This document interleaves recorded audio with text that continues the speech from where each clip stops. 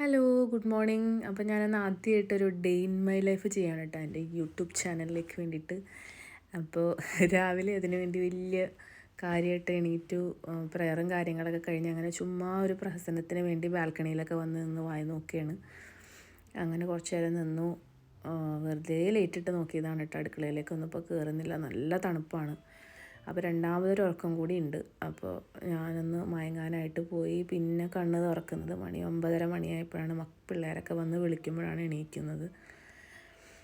അങ്ങനെ നേരെ നമ്മുടെ കിച്ചൺ സാമ്രാജ്യത്തിലേക്ക് കടന്നിട്ടുണ്ട്.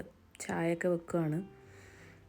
അപ്പോൾ ചെറിയ ആളും ഉണ്ട്. അപ്പോൾ ഇന്ന് ബ്രേക്ക്ഫാസ്റ്റ് ആക്കാനായിട്ട് കുറച്ച് വൈകി എണീറ്റത് കൊണ്ട് പിന്നെ നമ്മുടെ ഇവിടെ വെജ്മി എന്ന് പറഞ്ഞിട്ടൊരു വെജിറ്റേറിയൻ റെസ്റ്റോറൻ്റ് ഉണ്ട്. അവിടെ നല്ല മസാല ദോശയുണ്ട്. അപ്പോൾ ഇന്നൊന്നും ഉണ്ടാക്കണ്ട, അവിടെ നിന്ന് വാങ്ങിക്കാമെന്നും പറഞ്ഞ് അങ്ങനെ ഇക്കായും മോനും കൂടി പോയേക്കുവാണ്. ചായ വെച്ചു.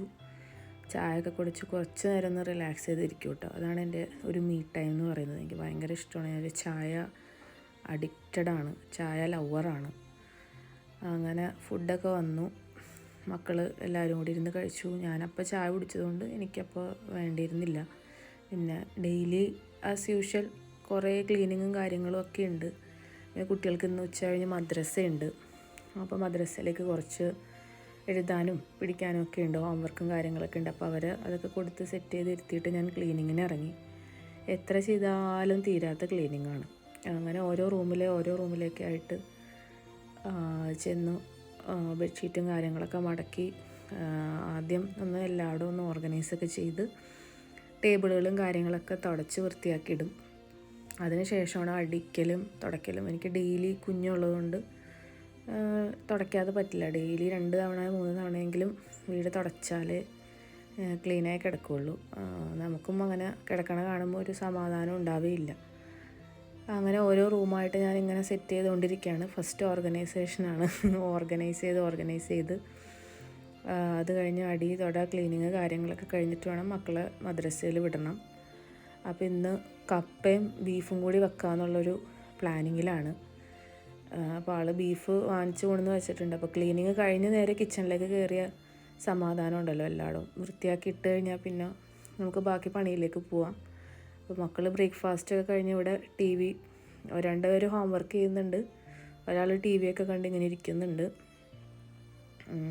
അങ്ങനെ അപ്പോൾ ഞാനിപ്പോൾ തുടച്ചുകൊണ്ടിരിക്കുകയാണ് കേട്ടോ. തുടക്കണേൻ്റെ ഇടയ്ക്ക് 2-3 പ്രാവശ്യം അങ്ങോട്ടും ഇങ്ങോട്ടൊക്കെ പോയി കച്ചറയാക്കും. എന്നാലും നമ്മുടെ ഒരു സമാധാനത്തിന് പിന്നെയും ക്ലീൻ ചെയ്ത് വൃത്തിയാക്കിയൊക്കെ ഇടും. അങ്ങനെ അത് കഴിഞ്ഞ് ബ്രേക്ക്ഫാസ്റ്റിൻ്റെ പണി കഴിഞ്ഞ് കുറേ പാത്രങ്ങളുണ്ടായിരുന്നു. അപ്പോൾ അതൊക്കെ ഒന്ന് കഴുകി വെച്ചു. എല്ലായിടും ഒന്ന് വൃത്തിയാക്കിയൊക്കെ ഇട്ടു കഴിഞ്ഞു. ഞാൻ കിച്ചണിലേക്ക് പയ്യെ ഒരു 12 മണിയൊക്കെ ആയി കിച്ചണിലേക്ക് കയറാനായിട്ട്. മക്കൾ പോകുന്നതിന് മുമ്പ് ലഞ്ച് റെഡി ആവില്ല എന്നെനിക്ക് മനസ്സിലായപ്പോൾ രാവിലത്തെ ബ്രേക്ക്ഫാസ്റ്റ് ബാക്കിയുണ്ടായി. മക്കൾക്ക് അത് തന്നെയാണ് ഞാൻ കഴിക്കാനും കൊടുത്തത്. അവർ പിന്നീട് മദ്രസ കഴിഞ്ഞ് വന്നിട്ടാണ് കേട്ടോ ഞാൻ ലഞ്ച് കൊടുത്തത്. അവർ ബ്രേക്ക്ഫാസ്റ്റ് തന്നെ രണ്ടാമത് കഴിച്ചിട്ട് തന്നെയാണ് മദ്രസയിൽ പോയത്. അപ്പോൾ എൻ്റെ ക്ലീനിങ് എല്ലാം കഴിഞ്ഞ് ഞാൻ ഫുഡ് കഴിക്കാനിരുന്നു. ഫുഡ് കഴിച്ച് കഴിഞ്ഞ് സമാധാനമായിട്ടാണ് പിന്നെ കിച്ചണിലേക്ക് കയറിയത്. ഇന്ന് കപ്പയും ബീഫും കൂടി വെക്കാമെന്ന് വിചാരിച്ചു. അങ്ങനെ സവാള, തക്കാളി, ഇഞ്ചി, വെളുത്തുള്ളി, പച്ചമുളക് എല്ലാം നന്നാക്കിയൊക്കെ എടുക്കുകയാണ്. ബീഫ് നന്നായിട്ട് കഴുകി ഒരു കുക്കറിലേക്ക് ഇട്ടു. അതിലേക്ക് നമ്മുടെ നന്നാക്കി വെച്ച സംഭവങ്ങളെല്ലാം ആഡ് ചെയ്തിട്ട് പിന്നെ പൊടികളും എല്ലാം ചേർത്തിട്ട് സാധാരണ ബീഫ് കറി വെക്കുന്ന പോലെ തന്നെ വേവിച്ചിട്ട് അത് കഴിഞ്ഞ് കപ്പ നല്ല വലിയ പീസാക്കി നമ്മൾ കട്ട് ചെയ്തിട്ട് വെന്ത ബീഫിൻ്റെ മുകളിൽ ജസ്റ്റ് ഇങ്ങനെ വെച്ച് കൊടുത്ത് 2 കറിവേപ്പിലയും വെച്ച് കൊടുത്തിട്ട് ഒറ്റ വിസിലടിച്ചിട്ട് ഒരു 2 മിനിറ്റ് സിമ്മിൽ ഇരുന്ന് കഴിഞ്ഞാൽ നല്ല കപ്പയും ബീഫും റെഡിയാണ്. നല്ല ടേസ്റ്റാണ്. നമ്മൾ നാട്ടിൽ ഉണ്ടാക്കാറുള്ളതാണ്. ഇവിടെ കുറേ ആയി ഉണ്ടാക്കിയിട്ട്. അങ്ങനെ അതൊന്ന് സൺഡേ ആണ്, അപ്പോൾ അത് ഉണ്ടാക്കാമെന്നുള്ളൊരു പൂതിയിൽ അങ്ങനെ ഉണ്ടാക്കിക്കൊണ്ടിരിക്കുകയാണ്. അതിൻ്റെ ഇടയിൽ മക്കൾ 100 തവണ കിച്ചണിൽ വരും. അതെടുക്കും ഇതെടുക്കും, ആ ഫുഡ് വേണം, വിശക്കുന്നു, ലേസ് വേണം, അങ്ങനത്തെ പല പല പ്രഹസനങ്ങൾ ബാക്കിൽ നടക്കുന്നുണ്ട്. അതിൻ്റെ കൂടെ എന്തായാലും എൻ്റെ കുക്കിംഗ് നടക്കുന്നുണ്ട്.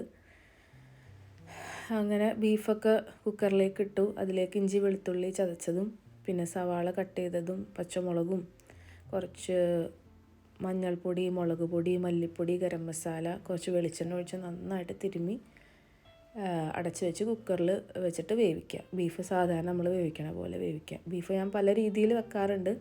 ഒരു രീതി ഇതാണ്. ഈ രീതിയിലും ബീഫ് ഉണ്ടാക്കാറുണ്ട്.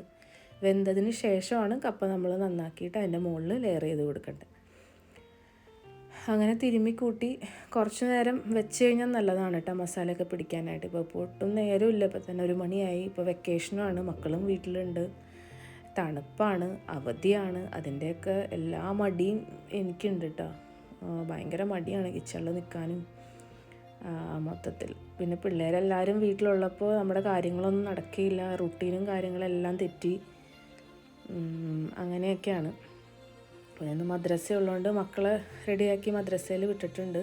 അതൊന്നും വീഡിയോ എടുത്തിട്ടില്ല. അങ്ങനെ കപ്പയൊക്കെ ആക്കി വന്നപ്പോഴത്തേനും ഇക്ക പുറത്തു പോയി വന്നു. അപ്പോൾ കറിവേപ്പില കുറവായിരുന്നു. അങ്ങനെ കറിവേപ്പിലയൊക്കെ പൊട്ടിച്ച് മുകളിൽ വെറുതെ ഒരു പ്രഹസനത്തിന് വേണ്ടി വെച്ച് അങ്ങനെ എന്തായാലും സംഭവം റെഡി ആയിട്ടുണ്ട്. അടിപൊളിയായിരുന്നു കേട്ടോ ബീഫ്. അപ്പോൾ നിങ്ങളിങ്ങനെ ഉണ്ടാക്കിയിട്ടില്ലെങ്കിൽ ഒരു തവണയെങ്കിലും ഇങ്ങനെ ഒന്ന് ട്രൈ ചെയ്ത് നോക്കുക, അടിപൊളിയാണ്. അപ്പോൾ ഇന്നത്തെ ദിവസവും വിശേഷങ്ങളും ഉച്ചവരെയുള്ള വിശേഷങ്ങൾ ഇതൊക്കെയായിരുന്നു. ബീഫും കപ്പയും വെക്കുമ്പോൾ ഒരു കാര്യം ശ്രദ്ധിക്കേണ്ടത്, നല്ല എല്ലുള്ള ബീഫ് തന്നെ, നല്ല എല്ലോട് കൂടി തന്നെയുള്ള ബീഫ് വാങ്ങിക്കണം, എന്നാലാണ് അതിന് നല്ലൊരു ടേസ്റ്റ് ഉണ്ടാവുള്ളൂ. അപ്പോൾ നിങ്ങളും ട്രൈ ചെയ്യുക. ട്രൈ ചെയ്തവരുണ്ടെങ്കിൽ കമൻറ്റ് ചെയ്യുക. അപ്പോൾ ഇത്രയൊക്കെയാണ് ഇന്നത്തെ ഈ വീട്ടിലെ വിശേഷങ്ങൾ.